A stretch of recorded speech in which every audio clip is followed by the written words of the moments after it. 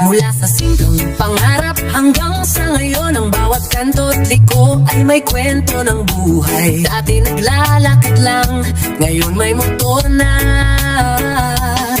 Kasama ang kamera, hatid kwento ng saya. Sa bawat daan, may mga bagong tanawin. Mga bundok at dagat, masilayan sa mata ko.